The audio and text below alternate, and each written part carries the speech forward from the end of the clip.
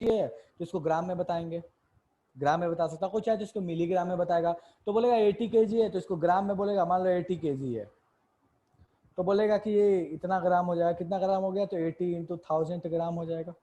Milligram में बोलना होगा तो बोलेगा सर इसको 80 इंटू 1000 कर लो, ये मिलीग्राम हो जाएगा। क्या कोई गलत है इसमें से? नहीं, इसमें से कोई गलत नहीं है। 80 केजी भी सही है, ग्राम भी सही है, मिलीग्राम भी सही है। लेकिन हम 80 केजी ही क्यों बोलते हैं? हम ये क्यों नहीं बोल देते, हम ये क्यों नहीं बोल देते? इसका मास जो था हमने 10 ग्राम ही क्यों बोला, हमने केजी और क्विंटल में क्यों नहीं बोला? इसलिए नहीं बोला क्योंकि हमारे लिए थोड़ा सा इसका मास केजी के बजाय ग्राम में बताना ज्यादा कन्वीनियंट था। ठीक है, मेरा मास ग्राम के बजाय केजी में बताना या मिलीग्राम के बजाय केजी में बताना ज्यादा कन्वीनियंट था, ज्यादा आसान था, ज्यादा सही तरीके से हम बता पाते थे। तो हमने क्या किया कि यूनिट हमने वही चूज किया जो हमारे कन्वीनियंस के अकॉर्डिंग सही हो, जो हमारे लिए कैलकुलेशन सही हो, जो हमें किसी को बताने के लिए सही हो। किसी ने बोला कि मेरा हाइट कितना है, ठीक है, तो मैं बोलूंगा कि भाई मेरा हाइट जो है 5 फुट 8 इंच है। ठीक है, कोई बोल सकता था क्यों हाइट मीटर में क्यों हाइट आपने फीट में बताया? कोई बोलेगा कि नहीं भाई मैं तो हाइट जो बताऊंगा वो मिलीमीटर में बताऊंगा। यार मिलीमीटर में इसको कन्वर्ट कर लोगे तो गलत नहीं होगा, दैट विल बी ओके। ठीक है कि भैया इतना मिलीमीटर होगा, लेकिन समस्या यहाँ क्या आती है? समस्या यहाँ ये है कि यार मिलीमीटर में बताओगे तो बहुत बड़ी वैल्यू आएगी, इतनी बहुत बड़ी वैल्यू आ जाएगी। ठीक है, कोई बोलेगा कि नहीं भैया मैं नैनोमीटर में बताऊंगा, कोई बोलेगा कि नहीं मैं किलोमीटर में बताऊंगा, बोलेगा कि भाई मेरा हाइट किलोमीटर में बताओ। गलत तो नहीं है, तुम चाहो तो उसमें भी लिख सकते हो, लेकिन समस्या क्या आ रही है वहीं पे? कन्वीनियंस का, आसानी का। तो सेम कहानी यहाँ पे होगी मास के साथ। मास के साथ क्या कहानी हो गई? अब मास के साथ कहानी कुछ ऐसी थी कि जब हाइड्रोजन एटम के मास को मेजर किया गया तो ये जो मास आता था ना, ये मास बड़ा गड़बड़ आता था। अब ये मास कितना आता था मैं आपको बताता हूँ। देखो ये मास कितना आता था, ये मास आता था 1.67 इंटू 10⁻⁻27 kg। यार ये जो नंबर है ना, ये नंबर बड़ा छोटा, बहुत ही छोटा है, बहुत ही कॉम्प्लेक्स टाइप का नंबर है। तो लोगों को इससे बड़ी समस्या होने लगी। ये ऑब्जर्व वैल्यू, एक्सपेरिमेंटल वैल्यू है, ठीक है। तो लोगों को इससे बड़ी समस्या होने लगी कि यार ये हाइड्रोजन एटम का मास बताना है, किसी एटम का मास बताना इन टर्म्स ऑफ केजी, इस केजी में बताना ये बड़ा मुश्किल लग रहा है, क्योंकि वैल्यू बड़ी अजीब अजीब आ रही है। ऑक्सीजन का जो मास आया था वो समझो इतना आ गया था, इसको 16 से मल्टीप्लाई कर दो उतना आ गया था। ठीक है, तो अब समस्या बहुत होने लगी। कार्बन का मास कितना आया था? तो 20 इंटू 10⁻⁻27, ऐसे समझ लो कि लगभग ये आ गया था 20 इंटू 10⁻⁻27। तो लोगों को बड़ा कष्ट होने लगा कि यार ये बड़ी समस्या है, इसमें कैलकुलेशंस बड़ी दिक्कत हो रहे हैं। तो फिर उसके बाद लोगों ने क्या किया ना कि एक नई यूनिट डिराइव की, एक नया यूनिट बताया। वो यूनिट क्या करता था? वो मास बताने के तरीके को आसान कर देता था, कुछ नहीं करता था, बस मास बताने के तरीके को क्या कर देता था? आसान कर देता था। तो देखो उस यूनिट को क्या किया गया, उस यूनिट को कैसे डिराइव किया गया। ठीक है, तो एक यूनिट डिराइव की गई जो कि एटम्स के, मॉलिक्यूल्स के मास को आसानी तरीके से बता पाए, और कुछ नहीं है, बस आसान तरीके से बता पाए, कन्वीनियंट हो बता पाना, इसलिए हमने एक नया यूनिट डिफाइन किया। ठीक है, उस नया यूनिट का नाम रखा गया एएमयू। एएमयू वो नया यूनिट का नाम था। जैसे ये कुछ नहीं है, एक नया यूनिट है, जैसे अपने पास ग्राम होता है, केजी होता है, क्विंटल होता है, उसी तरीके से यूनिट है मास मेजर करने का। ठीक है, तो ये कुछ नहीं है, क्या है? यूनिट टू मेजर मास। इसका फुल फॉर्म क्या होता है? इसका फुल फॉर्म होता है एएमयू का एटॉमिक मास यूनिट। देखो नाम से समझ में आ रहा है, एटॉमिक मास यूनिट। एटम के मास को मेजर करने के लिए इसको यूज किया गया। ठीक है, यू, इसके लिए एएमयू भी लिखा जाता है और यू भी लिखा जाता है। यू का मतलब होता है यूनिवर्सल यूनिट, ठीक है, unified unit, sorry, unified unit. But इसका कोई जरूरत नहीं है, इतना अपने को ध्यान देना है कि भैया यू क्या है, एएमयू इतना क्या है, कि दोनों में क्या सिमिलरिटी है, नहीं है। अपने लिए दोनों ही क्या है? सेम ही सेम है। ठीक है, तो एएमयू जो था एक नया यूनिट डिफाइन किया गया ताकि हम आसानी से मास को बता पाए किसी भी एटम या किसी भी मॉलिक्यूल का। ठीक है, अब बात आती है कि भैया ठीक है, एक चीज तो हमको पता है कि भैया देखो 1 ग्राम जो होता है उसमें 10⁻³ kg होता है। ठीक है, 1 ग्राम में इतना केजी होता है। तो बताइए कि 1 एएमयू में कितना केजी होगा या कितना ग्राम होगा। ठीक है, तो देखो इसको किस तरीके से बताया गया, इसकी वैल्यू क्या बताई गई? तो इसकी वैल्यू बताई गई देखो यहाँ ध्यान से बोला गया कि 1 AMU इक्वल्स टू होगा 1.67 इंटू 10⁻⁻24 ग्राम। केजी में कन्वर्ट करो तो क्या बोलोगे?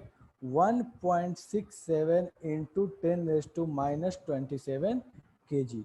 ये बता दियागा 1 AMU का वैल्यू। ठीक है, क्या दूसरे यूनिट में, किस यूनिट में? या तो ग्राम में या तो केजी में। और एमयू क्या था? सिंपल एक यूनिट था मास बताने का, एक तरीका था मास बताने का। ठीक है, अब बात आती है कि भैया ये सब तो समझ में आ रहा है कि ये हो गया, लेकिन ये डिफाइन कैसे हुआ?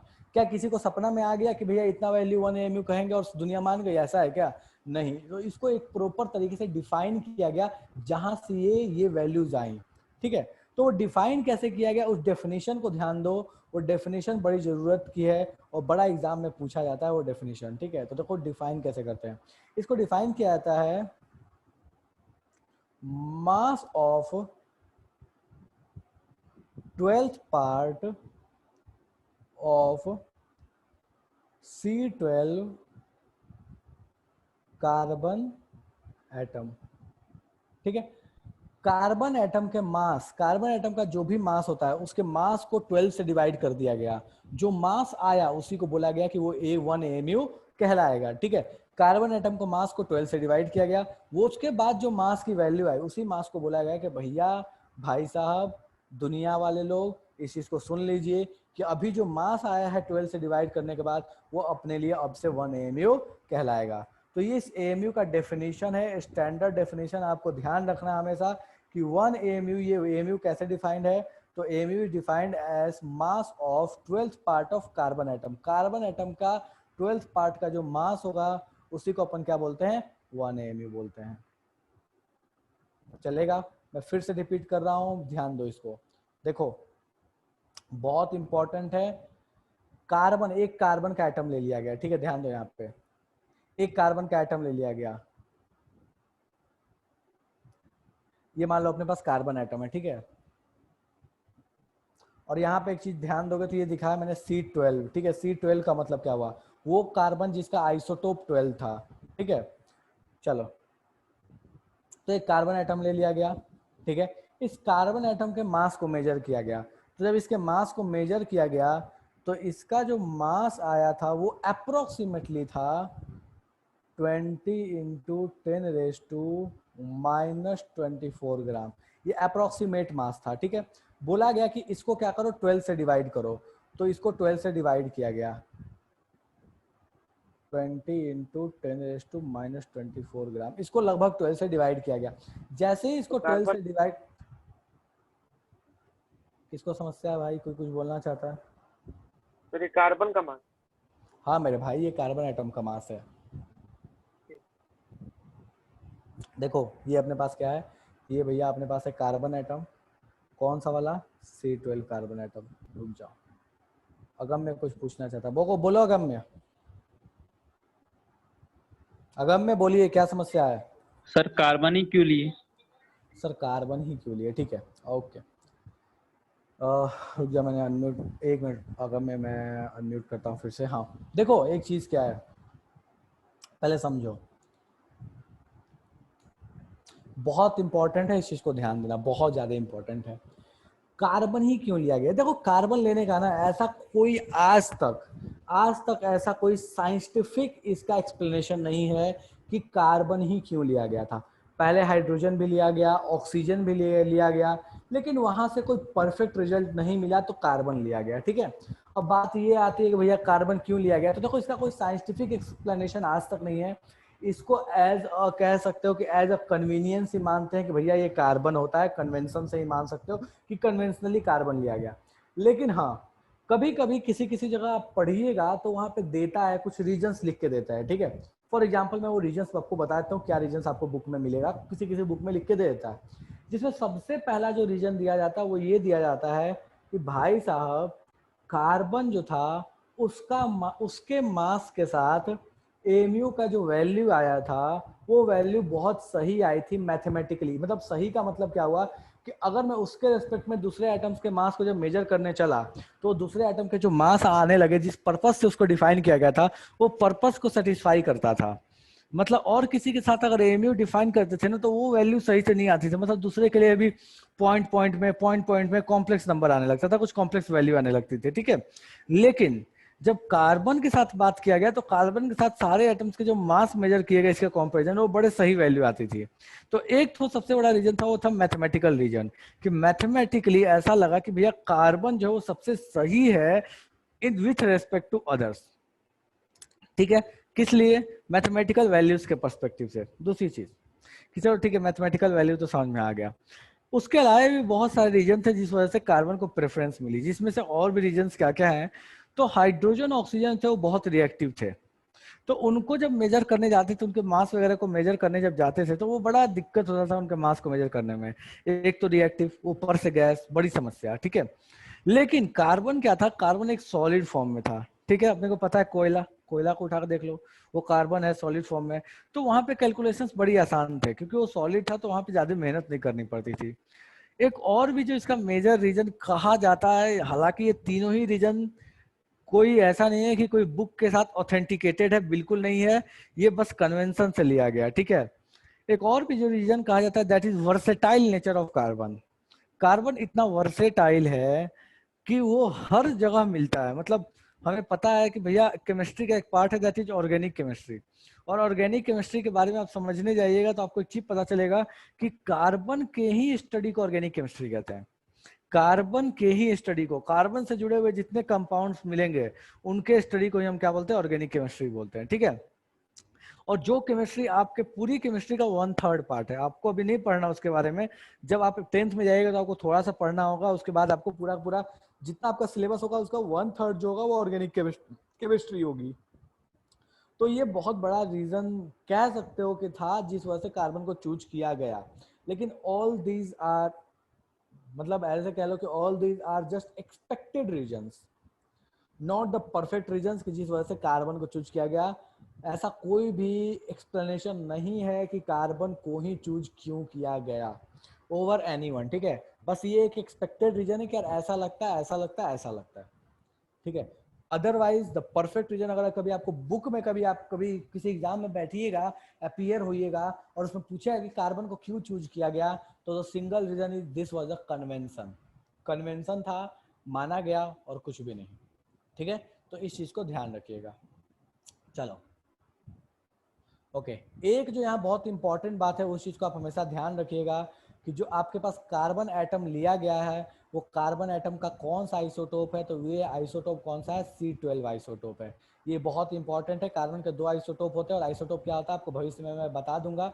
तो इस चीज को ध्यान रखना कि जो कार्बन का लिया गया isotope that is C12 isotope, ठीक है। C12 आइसोटोप का मतलब क्या होता है मैं थोड़ा सा समझा देता हूँ। इसमें इलेक्ट्रॉन्स होते हैं 6, प्रोटॉन्स होते हैं 6 और न्यूट्रॉन्स भी होते हैं 6, ठीक है। 6 इलेक्ट्रॉन, 6 प्रोटॉन, 6 न्यूट्रॉन, ठीक है। और प्रोटॉन प्लस न्यूट्रॉन का जो सम है उसी को ये लिखा गया है, ठीक है, दैट इज 12। ओके, तो इसके बारे में अभी आगे चर्चा करने वाले हैं अपन, ठीक है। तो अपने पास मास क्या आया कार्बन एटम का, वो था लगभग 20 × 10⁻⁴ ग्राम। बोला गया कि भैया जो भी कार्बन का मास है उसको 12 से डिवाइड करो, जो वैल्यू आएगी वो 1 AMU कहला जाएगी। तो इस मास को 12 से डिवाइड किया गया और जो वैल्यू आई है क्या कहला गई, AMU कहला गई, 1 AMU कहला गई, ठीक है। इसको जब सॉल्व करोगे तो ये अप्रोक्सीमेटली आ जाएगा 1.67 × 10⁻24 ग्राम। ये अप्रोक्सीमेशन से ध्यान रखना, ऐसा नहीं है कि ये कोई परफेक्ट वैल्यू है, ये अप्रोक्सीमेशन थोड़े बहुत लिए गए। ये 20 भी नहीं था, ये 19 पॉइंट समथिंग रहता है, बट अपने को अप्रोक्सीमेशन लेके चलना है क्योंकि अपने को इससे ज़्यादा कभी आपको देखने को नहीं मिलेगा। तो कुछ चीज़ें जो आपको एकदम बिल्कुल दिमाग में लेके चलनी है कि भैया कार्बन को क्यों लिया गया, वो सिर्फ और सिर्फ अप्रोक्सीमेशन है, उसके अलावा कुछ भी नहीं है। 1 AMU कैसे डिफाइन किया गया, तो इसको डिफाइन किया गया कि भैया कार्बन का जो मास होगा C12 का, उसको 12 से डिवाइड कर दो, जो मास आएगा उसको 1 AMU कह लोगे। डन है, चलेगा। अब मुझे फटाफट बताओ कि किसको किसको इसमें समस्या समझ में नहीं आया, और खटाखट इसको लिखो। चलो पहले ये लिखो, पहले ये फटाफट इसको लिखो और ओके करते जाना, फिर आगे मैं बढ़ते जाऊंगा।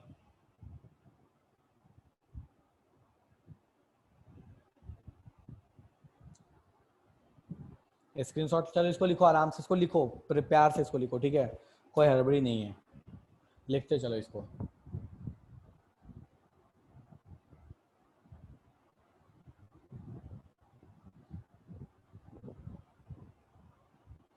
पिछला वाला एक बार और लो।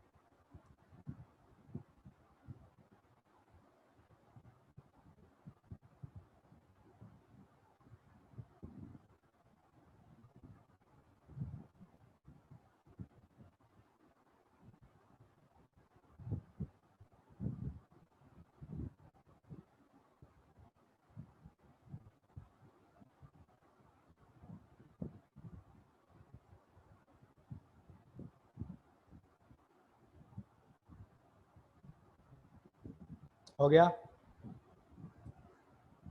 चलो ठीक है, नेक्स्ट। अब एएमयू के टर्म में किसी भी एटम का मास कैसे मेजर किया जाता है, ठीक है। तो ये जो इंपॉर्टेंट चीज अभी मैं बताने जा रहा हूँ, इसी के वजह से वो आपको समझ में आएगा कि C12 वाली कहानी थोड़ी बहुत ऐसी क्यों है।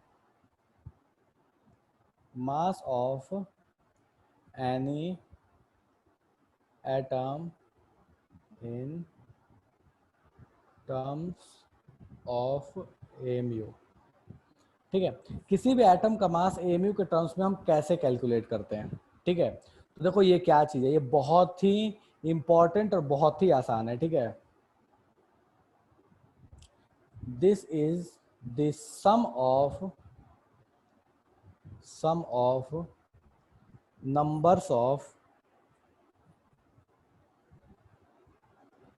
numbers of protons and neutrons। मतलब अगर आपको किसी एटम में कितने प्रोटॉन और कितने न्यूट्रॉन है, अगर आपको ये पता चल जाए तो आप सिंपली उसका मास बता सकते हैं इन टर्म्स ऑफ एएमयू, कि उस एटम का मास एएमयू के टर्म में कितना होगा, ठीक है। चलो एग्जांपल के तौर पर देखते हैं, ठीक है। एग्जांपल के तौर पे हाइड्रोजन एटम है, यहाँ लिख रहा हूँ प्रोटॉन, यहाँ लिख रहा हूँ न्यूट्रॉन, और यहाँ लिख रहा हूँ मास। और किसके टर्म में ये मास है, तो ये एएमयू के टर्म में है। ध्यान देना, इसको बहुत इंपॉर्टेंट है ये, ठीक है। चल ठीक है। हाइड्रोजन एटम में एक प्रोटॉन होता है, कोई न्यूट्रॉन नहीं होता। दोनों के नंबर का सम कर दो, एक ही प्रोटॉन है कोई न्यूट्रॉन नहीं है, तो मास कितना हो जाएगा 1 एएमयू। चलो नेक्स्ट।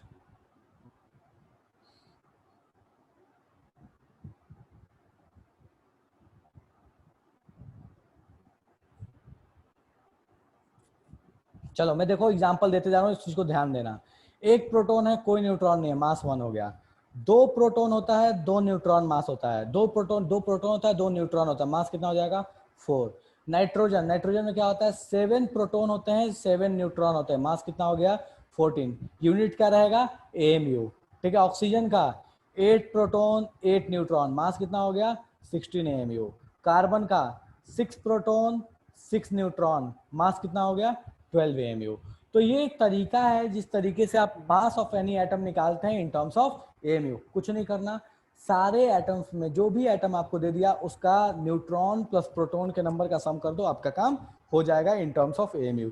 यही मैथमेटिकल कैलकुलेशन आसान करने के लिए वो एएमयू को डिफाइन किया गया था, कि कुछ नहीं करना, प्रोटॉन के मास को न्यूट्रॉन के नंबर ऑफ प्रोटॉन और नंबर ऑफ न्यूट्रॉन को सेम कर दो, आपका काम बन जाएगा, ठीक है।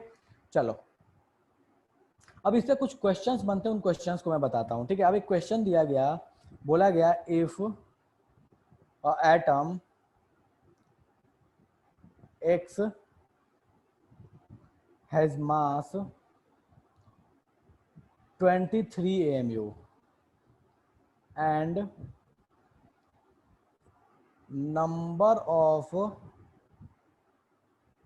protons in it are 11. Calculate number of neutrons in it. ठीक है, बोला गया कि एक एटम है जिसका मास है 23 MU, उसमें नंबर ऑफ प्रोटॉन्स कितने हैं 11 है। बोला है न्यूट्रॉन का नंबर बताओ क्या होगा। हमें पता है भैया क्या होता है, आपने को पता है क्या होता है, तो मास इक्वल टू क्या होता है, number of neutrons plus number of protons. कोई समस्या ही नहीं है अपने को। मास अपने को कितना दिया है, मास दिया अपने को 23, तो हमने यहाँ 23 पुट कर दिया। न्यूट्रॉन का नंबर मुझे नहीं पता, मान लो न्यूट्रॉन का नंबर मेरे पास जो दिया है वो n है, तो n ही रहने देते हैं, ठीक है। और मेरे पास प्रोटॉन का जो नंबर है वो अपने को दिया हुआ है, दैट इज 11। और अपने को पता है कि भैया न्यूट्रॉन का नंबर और प्रोटॉन का नंबर को सम करोगे तो क्या आ जाएगा, आपके पास मास आ जाएगा इन टर्म्स ऑफ AMU, ठीक है। तो ये आ गया। अब यहाँ से n की वैल्यू जैसे आप कैलकुलेट करोगे, लीनियर इक्वेशन इधर 11 लाख माइनस कर दो, तो यहाँ से n की वैल्यू जो आ जाएगी वो कितनी आ जाएगी, 23 माइनस 11, मतलब ये कितना आ गया भैया, ये आ गया आपके पास 12। तो आपके पास इस एटम में नंबर ऑफ न्यूट्रॉन्स कितने हो जाएंगे भैया, नंबर ऑफ न्यूट्रॉन्स कितने हो जाएंगे, 12 हो जाएंगे। तो ये कुछ क्वेश्चंस बनते हैं इस बेसिस पे कि भैया मास क्या होता है, तो sum of number of neutron plus proton होता है। मुझे फटाफट बताओ किसको किसको समझ में नहीं आया, किसको किसको ये क्वेश्चन समझ में नहीं आया।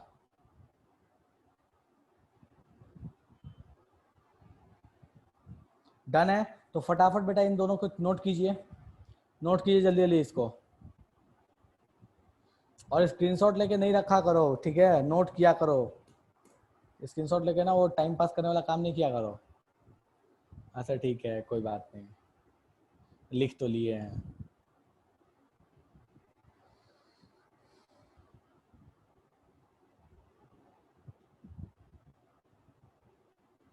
गुड अगम्य।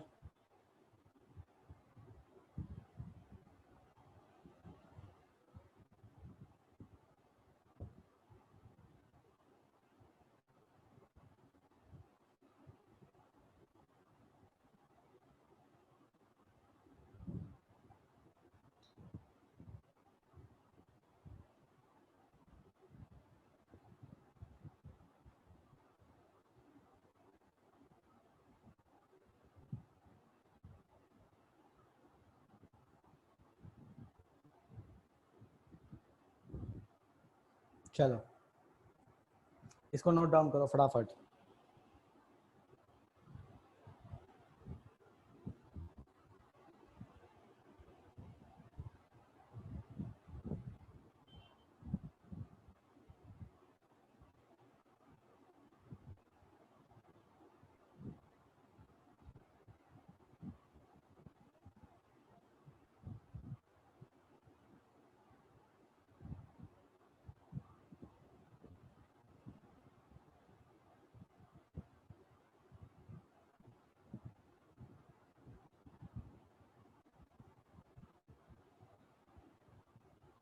ठीक है, हो गया।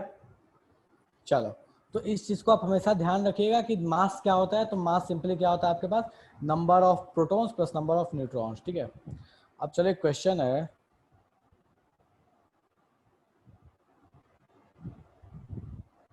Calculate mass of 10 atoms of oxygen in gram, ठीक है। बोलता है कि ऑक्सीजन के अगर आपके पास 10 एटम्स हैं तो बताइए उसका मास ग्राम में क्या होगा, कैसे निकालोगे। देखो मैंने आपको यहाँ ग्राम के बीच में, ग्राम और AMU के बीच में आपको रिलेशन समझा दिया, और ऑक्सीजन एटम का AMU में आपको मास पता है कितना होता है। देखो यहाँ पे AMU मास मैंने आपको बताया कितना होता है, कहाँ गया, हाँ, ऑक्सीजन एटम का AMU में मास कितना होता है, 16 होता है, ठीक है। तो आपको AMU और ग्राम के बीच का रिलेशन पता है, और आपको ऑक्सीजन का मास AMU में पता है। फटाफट सॉल्व करो कितना होगा इसका, फटाफट सॉल्व करो। ग्राम के टर्म में 10 एटम्स अगर आपके पास हैं तो कितना ग्राम होगा, ठीक है। एएमयू में नहीं बताना, ग्राम में बताना है।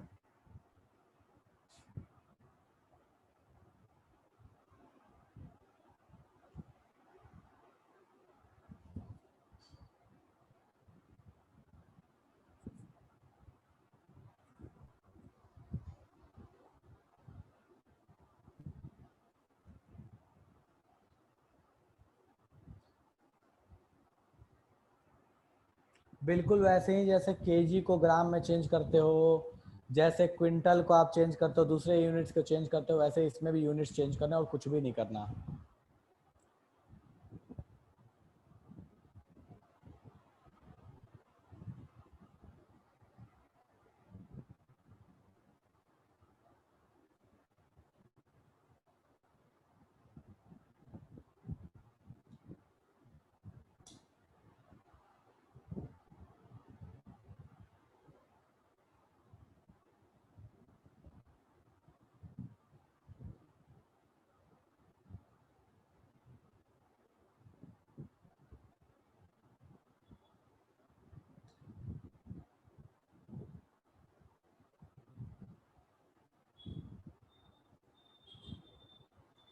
क्या भाई क्या कर रहे हो यार, ये क्वेश्चन बिल्कुल आसान सा है यार।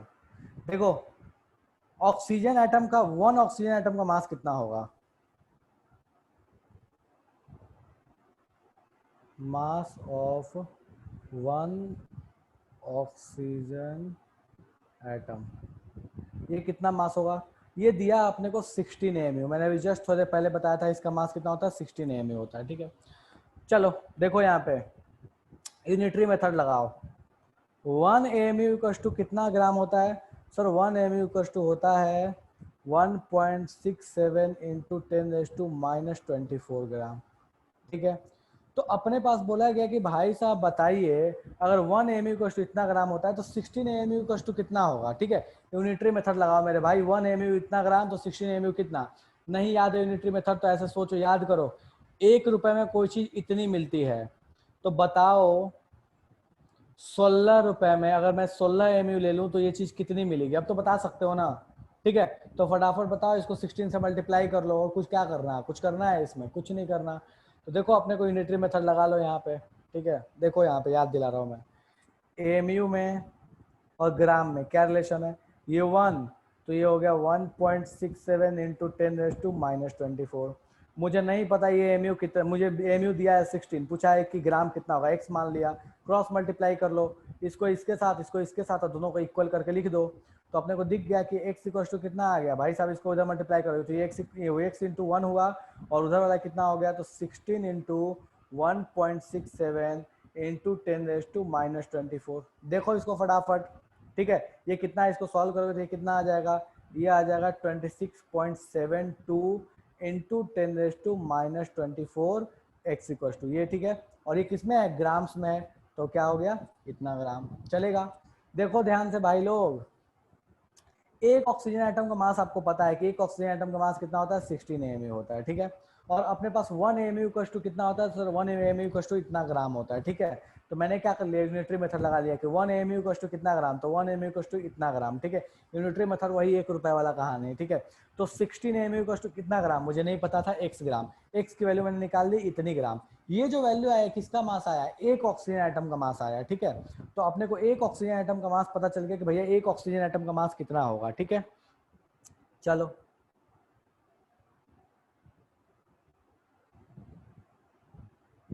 कितना पता चल गया? 26.72 इंटू 10⁻⁻24 ग्राम। ये एक ऑक्सीजन एटम का मास पता चल गया, ठीक है। मास ऑफ ओ एटम, ठीक है। किसके टर्म में? ग्राम के टर्म में। अब बोलता क्या कि 10 एटम्स के मास बताओ, यहाँ देखो 10 एटम्स बोला था, ठीक है। तो मास ऑफ 10 एटम्स ये कितना हो जाएगा? इसको 10 से मल्टीप्लाई कर दो बस। तो इसको 10 से मल्टीप्लाई करोगे तो कितना हो जाएगा? 26.72 इंटू 10⁻⁻24 इंटू 10 कर लो। तो ये जो 24 का पावर था ये कट कुटा के कितना हो जाएगा? 23 हो जाएगा। तो आपके पास जो आंसर आ जाएगा वो कितना आ जाएगा भैया? देखो यहाँ ध्यान से, 26.72 इंटू 10⁻⁻³ ग्राम। खोपड़ी में गया या पार कर गया, मुझे फटाफट बताओ। समझ में आया या नहीं आया? हाँ जी, किसको किसको समझ में नहीं आया मेरे भाई? अगम में तो बोल रहा है सर मेरे को समझ में आ गया, और दुनिया का तो पता नहीं है सर कि समझ में आया या नहीं आया।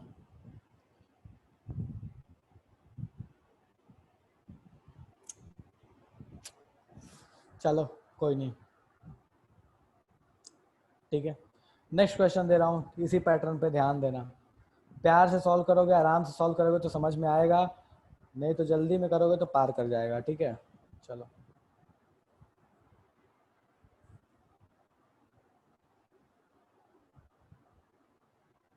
कैलकुलेट मास ऑफ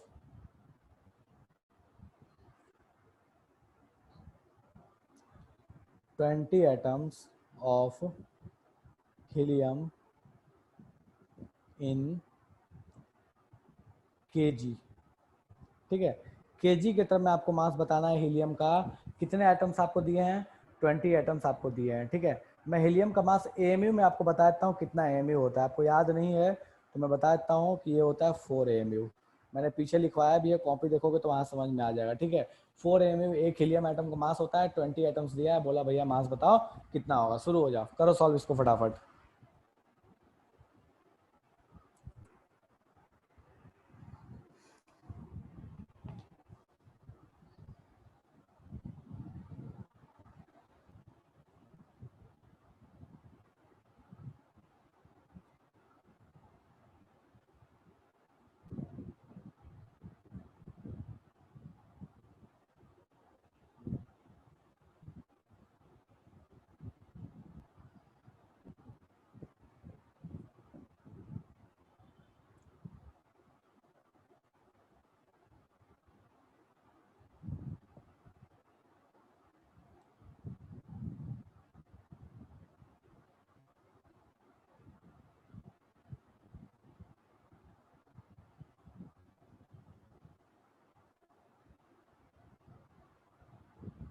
करो सॉल्व,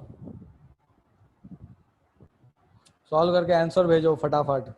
कोई जल्दी नहीं है यार, आराम से भी करो, लेकिन बात ये है कि सही करना, गलती मत करना। आराम से करो लेकिन गलती मत करना।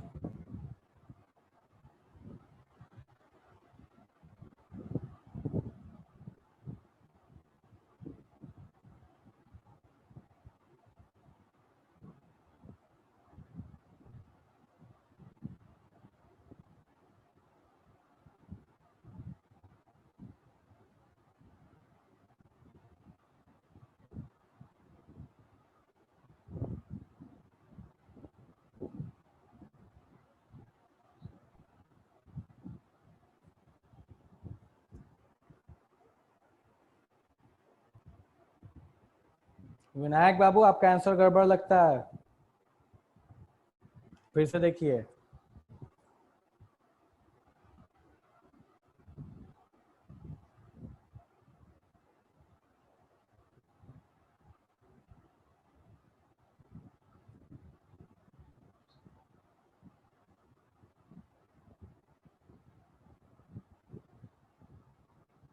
अगम्य सही है, अगम्य आंसर सही है बेटा।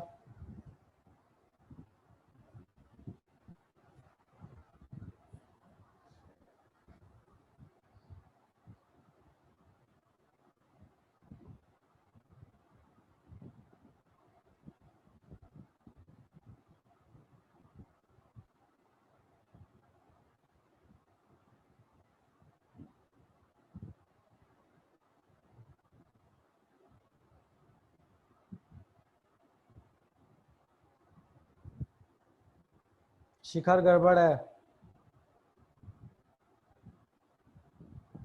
आयुष हाँ आयुष सही है। चलो ठीक है, सॉल्व कर रहा हूँ मैं। देखो यहाँ ध्यान दो, एक एटम का मास है 4 एएमयू, ठीक है। तो हीलियम के एक एटम का मास है इन टर्म्स ऑफ एएमयू, ये कितना है भैया? तो ये 4 एएमयू। ठीक है, मैं इसको ग्राम में कन्वर्ट कर रहा हूँ। ग्राम में कैसे कन्वर्ट करूँ तो अपने को पता है 1 ml इक्वल टू कितना होता है सर, ये होता है 1.67 इंटू 10⁻⁻24 ग्राम। और मैंने केजी में भी आपको डायरेक्टली बताया है वो कितना होता है 1.67 इंटू 10⁻⁻27 केजी। ठीक है, तो मैं इसको सही सीधे केजी में लिख लेता हूँ, अपने कोई दिक्कत ही नहीं है, अपने केजी में सीधे कन्वर्ट कर लेते हैं। तो केजी में कितना हो जाएगा, तो 4 इंटू 1.67 इंटू 10⁻⁻27 केजी। ठीक है, ये केजी में हो गया। ठीक है,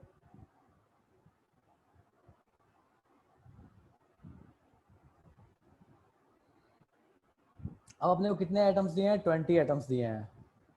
तो मास ऑफ 20 आइटम्स ये कितना हो जाएगा भैया, तो ये हो जाएगा, ये जो नंबर है 4 इंटू 1.67 इंटू 10⁻⁻27 इंटू 20 केजी।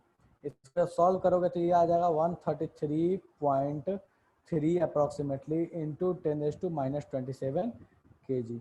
चाहो तो इस पावर को अंदर लेके चले आओ, तो ये हो जाएगा 1.33 इंटू 10⁻⁻25 केजी। जिन लोगों ने ये ऊपर वाला लिखा वो भी दोनों ही सही है, बस मैंने गणित लगा के थोड़ा सा पावर अंदर ले लिया, ये लिखा है ये लिखा, दोनों ही सही है। चलेगा, कोई ऐसा जिसको इसमें समस्या है तो फटाफट बताओ, जादू हो गया किसी को तो।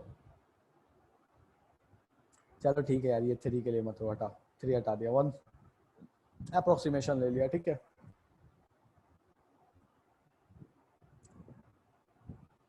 चलेगा। कोई ऐसा जिसको अभी भी समस्या है, जादू वादू हो गया, जल्दी बोलो भैया कि जादू हो गया है। चलो ठीक है, नेक्स्ट क्वेश्चन।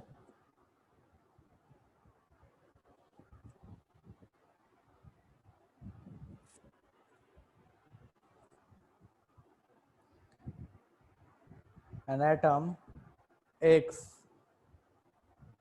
has mass, ध्यान देना, ये देखो ये क्वेश्चन जो है ये थोड़ा आपका पैटर्न बदल के आ रहा है। ठीक है, हैज मास 66.8 इंटू 10⁻⁻24 ग्राम। एक एटम है कोई जिसका मास है 66.8 इंटू 10⁻⁻24 ग्राम। ठीक है, फाइंड इट्स मास इन एएमयू, उसका मास एएमयू में बताओ, पहला चीज। ठीक है, and if this atom has 22 neutrons then calculate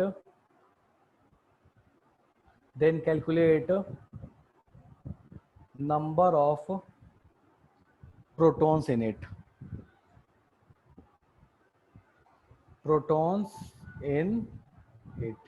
ठीक है, पहले तो आपको मास दिया है एएमयू, ग्राम में दिया है, ध्यान देना, ग्राम में दिया है, पहले एएमयू में बताओ, और उसके बाद बोला है कि अगर उसमें 22 न्यूट्रॉन्स थे तो बताइए प्रोटॉन्स कितने होंगे। 2 क्वेश्चन है, आराम से सॉल्व करो, पूरा टाइम है अपने पास, 5 मिनट, आराम से सॉल्व करो, 5 मिनट टाइम है, कोई हड़बड़ी नहीं है, अप्रोक्सीमेशन ले सकते हो, कोई दिक्कत नहीं है।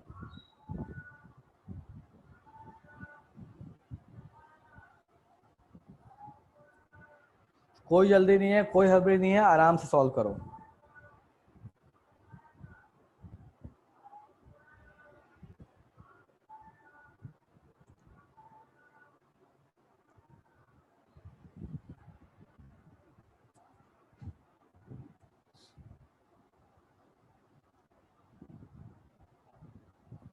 आयुष सही है,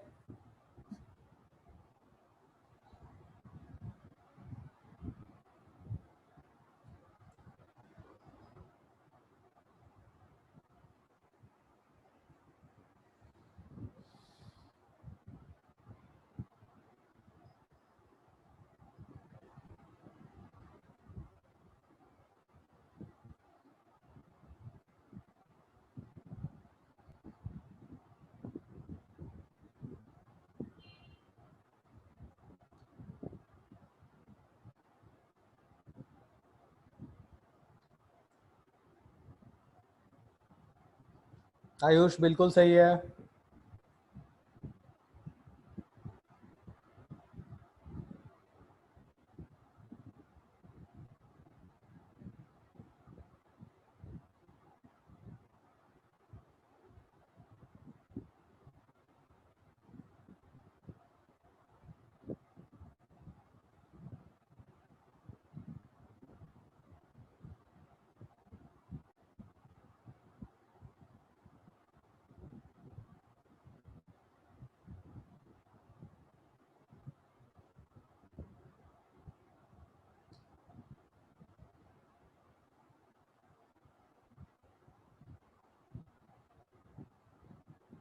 चलो ध्यान दो,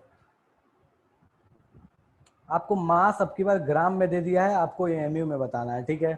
यार यूनिटरी मेथड लगाओ, क्या है 1 एमयू कितना ग्राम होता है भैया? 1 एमयू होता है अपने को 1.67 इंटू 10⁻⁻24 ग्राम।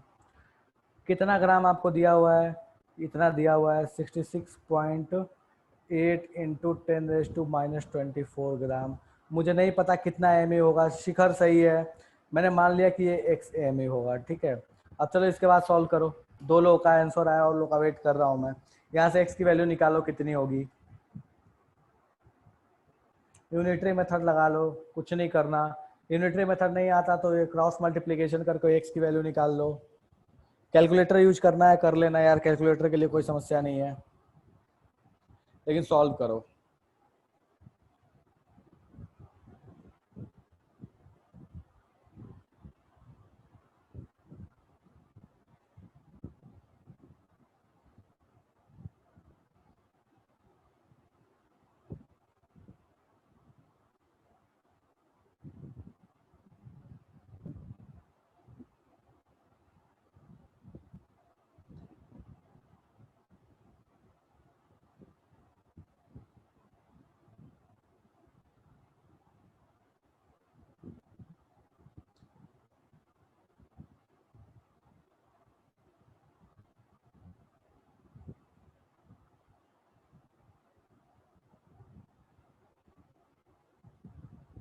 फराज बेटा आपने गड़बड़ किया है, वैल्यू सही है बट आंसर गलत आया है।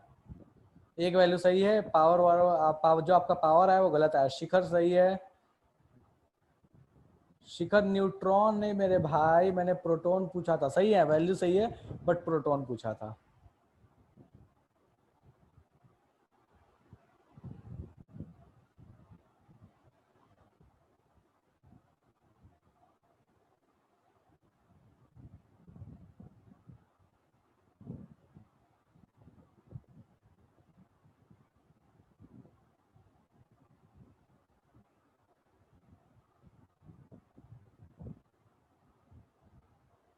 चलो ध्यान दो, यहाँ से अपन क्रॉस मल्टीप्लाई करके वैल्यू निकालते हैं। इसको उधर वाले के साथ मल्टीप्लाई कर दो, इसको इधर वाले के साथ मल्टीप्लाई कर दो, ठीक है। तो वैल्यू निकालोगे तो आपके पास वैल्यू जो आ जाएगी वो आ जाएगी 66.8 into 10⁻⁻24 equals to x into 1.67 into 10⁻⁻24। इस एक्स को उधर भेज दिया, इसको इधर भेज दिया। यहाँ से जब एक्स की वैल्यू आप निकालिएगा बेटा, तो वहाँ से जो एक्स की वैल्यू कैलकुलेट कर कीजिएगा तो वो आ जाएगी आपके पास वैल्यू। देखो इसको जैसे ही इस एक्स की वैल्यू निकालोगे तो इस नंबर को क्या करोगे, इधर ले आकर डिवाइड कर दोगे और कुछ नहीं करना आपने को, ठीक है। तो जैसे ही उधर ले आकर डिवाइड करोगे तो आपके पास जो एक्स की वैल्यू आने वाली है वो आ जाएगी आपके पास 40, और ये क्या रहेगा यूनिट एमयू। एमयू में अपन को निकालना था, तो अपने पास जो मास आया वो कितना आ गया 40 एमयू आ गया, ठीक है। अब मेरे को दिया हुआ है कि भैया इसमें नंबर ऑफ न्यूट्रॉन्स दिए हुए हैं, प्रोटॉन्स पूछा है, ठीक है।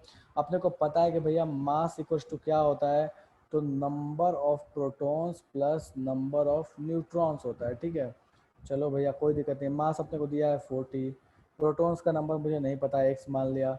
न्यूट्रॉन्स का नंबर मुझे कितना दिया हुआ है 22 दिया हुआ है। एक्स की वैल्यू इसको इधर लाकर सब्सट्रैक्ट कर लो, इसको इधर लाकर सब्सट्रैक्ट कर लो, तो ये क्या हो जाएगा आपके पास, ये हो गया आपके पास 40 माइनस 22 मतलब 18, ठीक है। तो आपकी वैल्यू कितनी आ गई भैया, प्रोटॉन का नंबर कितना आ गया, तो सर आपके पास प्रोटॉन का जो ना, अगर मैं एक्स नहीं मान के इसको वाई मान लो यार, ज़्यादा दिक्कत हो इसको वाई मान लो, ठीक है। इसलिए क्योंकि x ऊपर ऑलरेडी माने हो तो और कंफ्यूजन हो जाएगा, ठीक है।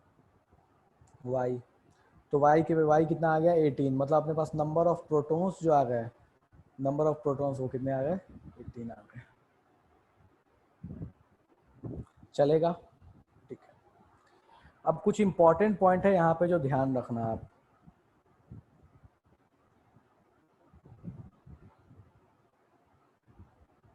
मैं यहीं पे लिखवा रहा हूँ, ध्यान रखना। मास ऑफ प्रोटॉन या न्यूट्रॉन, P और N, ठीक है, मैं पूरा ही लिख देता हूँ। Proton and neutron is 1 AMU, ये आप हमेशा ध्यान रखना, ठीक है। किसी भी प्रोटॉन का या न्यूट्रॉन का जो मास होता है इन टर्म्स ऑफ AMU वो क्या होता है 1 होता है। तो अगर आपको मान लो कहीं दे दिया 10 प्रोटॉन का मास बताइए कितना होगा, तो आप सीधे बोल दीजिएगा दैट इज 10 AMU। तो आप इस चीज को ध्यान रखिएगा कि प्रोटॉन या न्यूट्रॉन का जो मास होता है वो कितना होता है 1 AMU होता है, ठीक है। चाहे प्रोटॉन हो चाहे न्यूट्रॉन हो, दोनों का मास क्या होता है 1 AMU ही होता है। एक और भी चीज है जो इंपॉर्टेंट है कॉम्पिटिटिव पॉइंट ऑफ व्यू से, कभी कभी इस पर क्वेश्चन पूछा गया है, मैं लिखा देता हूँ आपके बुक में। 9th क्लास में तो आपको ये ज़्यादा मेहनत करने की जरूरत नहीं पड़ेगी, ज़्यादा नहीं मिलेगा आपको। Mass of neutron is slightly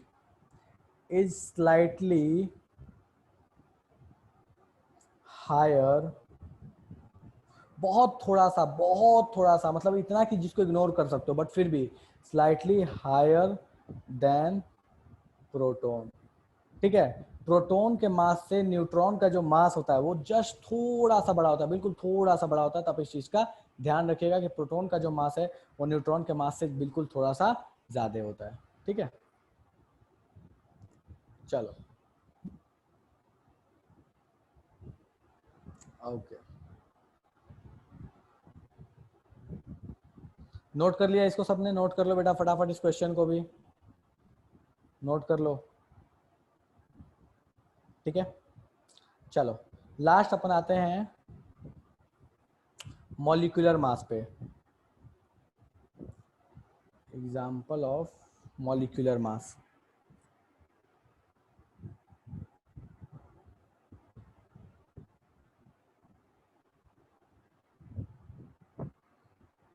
देखो मॉलिक्यूलर मास कैसे कैलकुलेट करते हैं, ठीक है।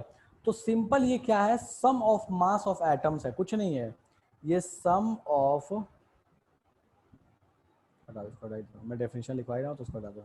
सम ऑफ मास ऑफ एटम्स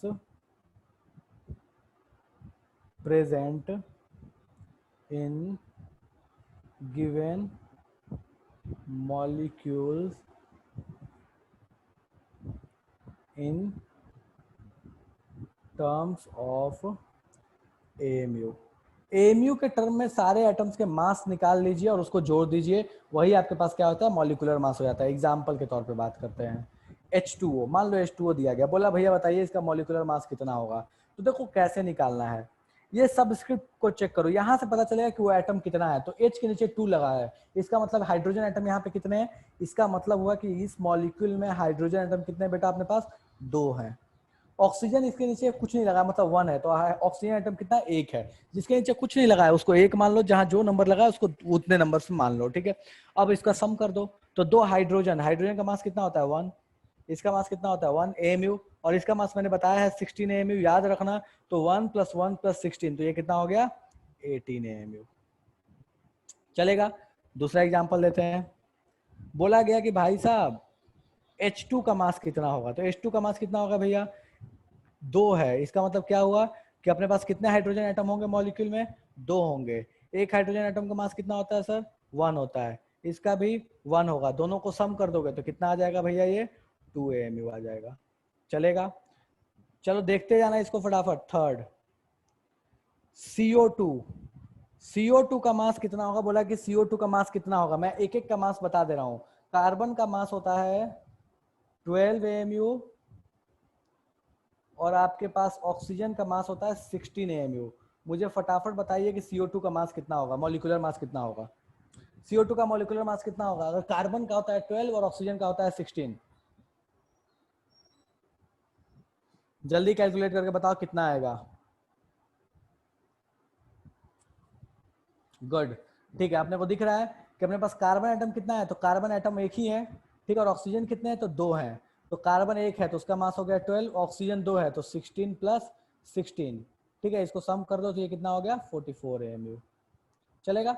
इसी तरह से मैं कुछ एग्जांपल यहाँ दे रहा हूँ, आप आराम से इसको मॉलिक्यूलर मास देखते हुए सॉल्व करना, ठीक है। सॉरी, एटॉमिक मास देखते हुए सॉल्व करना। HNO3, H2SO4, SO3,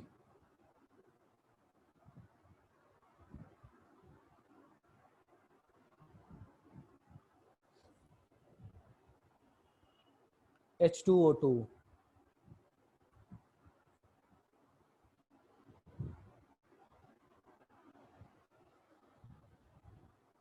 O3, इन सबके मॉलिक्यूलर मास आप आराम से सॉल्व कीजिएगा, ठीक है। अब थोड़ा सा मैं एटॉमिक मास, बेटा देखो किसको किसको आपको याद रखना पड़ेगा। जैसे मुझे याद है 16, 2, 1, ये मुझे याद है, आपको भी कुछ का मास याद रखना पड़ेगा। तो वो मास कैसे याद होता है, वो मास होता है पीरियोडिक टेबल से याद। तो पीरियोडिक टेबल आप लोगों के पास, सभी लोगों के पास है। इसमें कुछ नहीं करना, जो इसमें बड़ी वाली वैल्यू दी है, देखो इसमें 2 नंबर लिखे होते हैं, ठीक है। जैसे देखो अगर ध्यान दोगे तो यहाँ बेरिलियम के नीचे, यहाँ ऊपर में 4 और यहाँ नीचे में 9 लिखा हुआ है। पॉइंट में क्या दिया आपने को उससे मतलब नहीं है, उसको सीधे राउंड ऑफ कर लो। पॉइंट वाली चीज मैं बाद में समझाऊंगा कि क्यों होता है। तो बेरिलियम का मास कितना हो गया 9, हाइड्रोजन का मास कितना हो गया 1, ठीक है। यहाँ पे मैं लिख के दे रहा हूँ, इनका तो आपको याद रखना ही रखना है, ठीक है। हीलियम का मास 4, फ्लोरीन का मास, चलो यहाँ से इधर स्टार्ट करते हैं। कार्बन का, इसका नहीं याद रखो चलेगा, कार्बन का 12, नाइट्रोजन का 14, ऑक्सीजन का 16, इसका नहीं याद रखो 19 होता है, बट कोई काम बहुत काम नहीं आता है तो मैं उसके लिए नहीं बोला ज्यादा। इसका 23, इसका 24, एल्यूमिनियम 27, ठीक है। Sulphur 32, chlorine 35.5। अब ये 35.5 क्यों है, ये मैं आपको बाद में बताऊंगा कि ये पॉइंट कैसे आया, लेकिन इसका मतलब ये नहीं कि प्रोटॉन या न्यूट्रॉन आधा हो गया, ठीक है। तो इस चीज को ध्यान रखिएगा, ठीक है। चलो, तो ये कुछ मासेज हैं, एटॉमिक मासेज हैं जो आपको ध्यान रखना है, जिनका बहुत फ्रीक्वेंट यूज आएगा। तो आपको इन लोगों को ऐसे कह लो कि रट्टा मार के बैठ जाना है कि भैया इसके मासेज ये होते हैं, ठीक है। हाइड्रोजन 1, हीलियम 4, ठीक है, लिथियम 7। हालांकि ये लिथियम बहुत काम नहीं आता, पर ठीक है। जो बहुत काम आता है, लेकिन उसमें वही सारे मैंने लिख दिए। Sodium is 23, magnesium is 24, aluminium is 27, sulphur 32, chlorine 35.5, oxygen 16, nitrogen 14। तो ये सारे मासेज आपको याद रखने, क्योंकि ये बहुत फ्रिक्वेंटली आपको यूज आने वाले हैं। नेक्स्ट क्लास में अपन इसके आगे के और भी क्वेश्चंस देखेंगे और समझेंगे कि भैया क्या चीज होता है। फिलहाल की सभा यहीं पे समाप्त करते हैं। किसी को कोई डाउट हो तो पूछ लो, ठीक है। चलो, इनके जिनके इनके एलिमेंट्स के मास बताए, वो सारे एलिमेंट्स के मास आपको याद होने चाहिए, ठीक है। चलो ठीक है, तो फिर आज की सभा अपन यहीं समाप्त करते हैं। अगले क्लास में फिर मिलेंगे, तब बहुत सारे मॉलिक्यूलर मासेस सॉल्व करेंगे, किनके मॉलिक्यूलर मासेस क्या होते हैं नहीं होते। अब्दुल्ला बोल रहा है कि एटम को फर्दर डिवाइड कर सकते हैं कि नहीं। बेटा एटम को फर्दर हम डिवाइड नहीं कर सकते, बट सब एटॉमिक पार्टिकल्स एग्जिस्ट जरूर करते हैं। ये अभी तक की थ्योरी के अकॉर्डिंग है, सब एटॉमिक पार्टिकल एग्जिस्ट करते हैं, ठीक है। सब एटॉमिक का मतलब क्या हुआ, जिनसे एटम मिलकर बना हुआ है,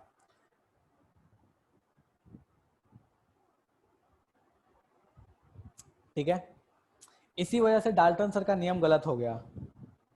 नहीं, डाल्टन सर गलत है, इस पॉइंट पे भी गलत है। एटम्स आर इनडिविजिबल, गलत बात है। एटम्स को डिवाइड कर सकते हैं, बट वो डिवीजन करने का मतलब क्या हुआ, डिवीजन करने का मतलब हुआ कि उनके हम छोटे छोटे टुकड़े नहीं कर सकते, उनके सब एटॉमिक पार्टिकल एग्जिस्ट करते हैं। एटॉमिसिटी का मतलब होता है बेटा कितने, किसी मॉलिक्यूल में कितने एटम्स है। जैसे हाइड्रोजन, H2 मॉलिक्यूल में कितने एटम होते हैं, 2 होते हैं। H2O में कितने होते हैं, 3 होते हैं, एक ऑक्सीजन और 2 हाइड्रोजन, ठीक है। चलो ठीक है, तो अपन इसी के साथ आज की सभा समाप्त करते हैं। सब कुछ सही, हाँ अब्दुल्ला वो सही है। रेशियो फिक्स होता है, दैट इज ट्रू, इसीलिए तो आता है आपका डेफिनेट प्रोपोर्शन। लेकिन उसमें आगे चल के थोड़ी समस्या होगी, बट अभी के लिए कोई समस्या नहीं है। उसमें भी आगे चल के थोड़ी समस्या होती है, ठीक है। चलो ठीक है, बाय बाय।